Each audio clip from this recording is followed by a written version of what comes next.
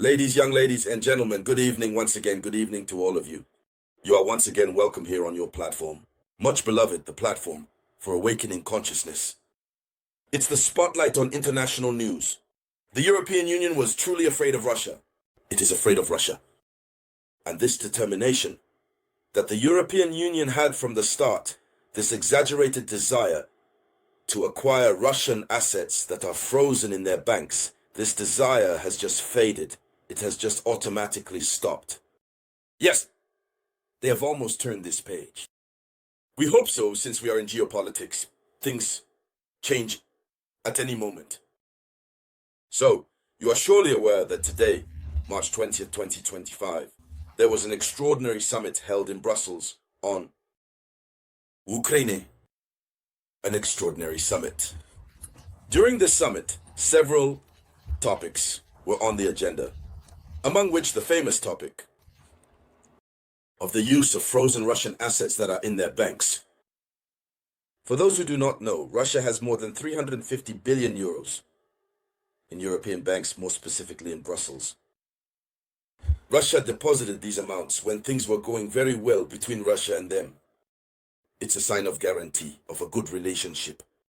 But since the onset of the Russo-Ukrainian conflict in 2022, they have blocked everything, considering it as sanctions against Russia.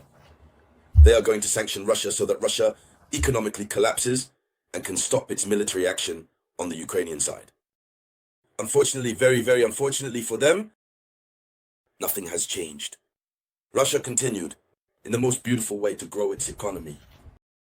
So, it's this money for which they have risen. They have even already taken a part to give to France. But regarding this money, they have seen that the current issue is extremely difficult. That is why they have made a decision. They have changed their discourse. So, ladies and gentlemen, in addition to that, we have another bad news for Ukraine concerning the harsh truth that the European Union had to tell Ukraine today, March 26, 2025, regarding its membership to Ukraine. So, ladies and gentlemen, in the context of this video conference, these are the two elements we will discuss. But as you know, as usual, there you go. Before continuing, I ask you to share the video conference as much as possible. Share it as widely as possible in all possible groups. Give it a lot of likes, but above all, don't forget to leave a comment. Yes, leave a comment. Even if it's just to say hello, do it. There you go. It gives visibility to the video conference. Let's dive deep, ladies, gentlemen, and everyone. Yes, the situation is serious. Global geopolitics is shifting at a frantic pace. We no longer understand anything. We don't understand what's happening. But what we do understand is that everything is moving.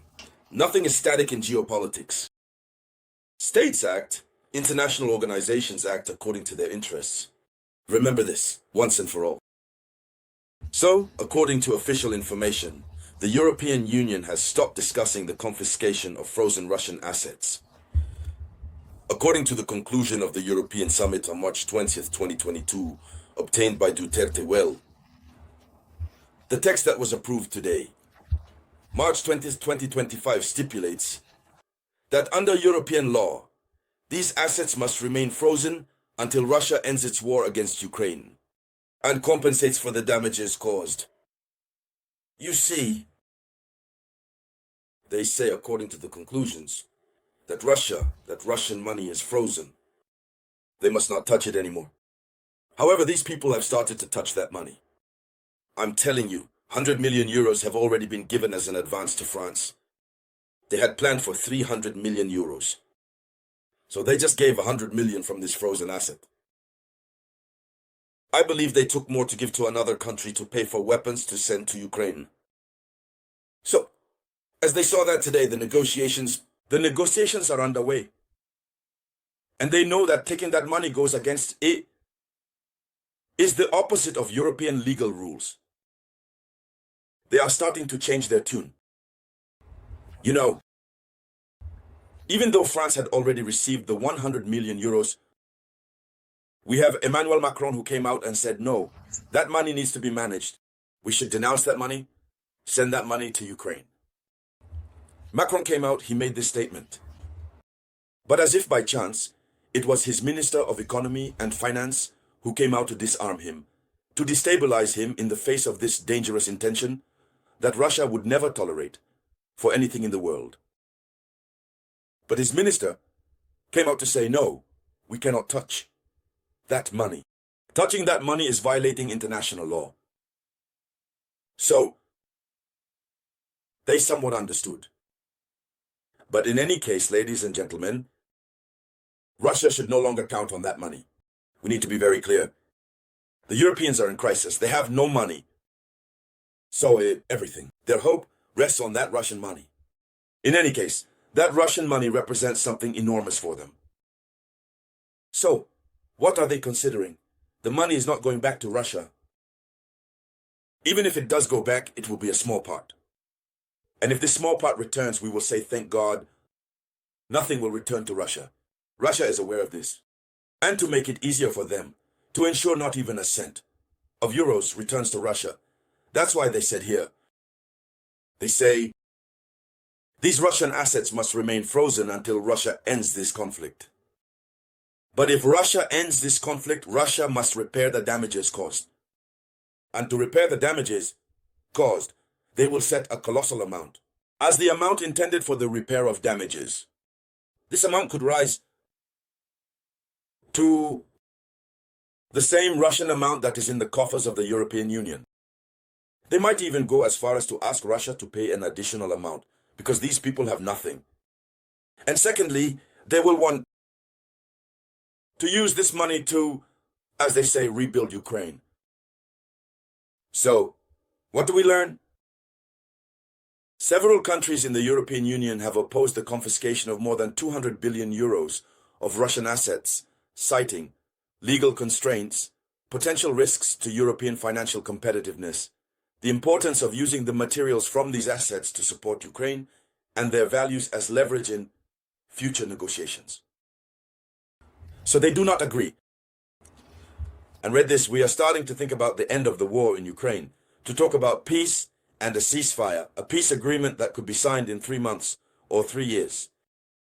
And people are beginning to understand that holding these assets might be more important than confiscating them without knowing what to do with them. Here is the statement that was made by a European diplomat before the summit. So what needs to be said?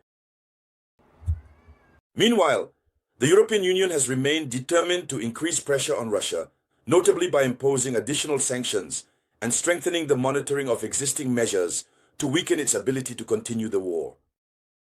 This is what is the bad news regarding Ukraine's withdrawal from NATO. Said,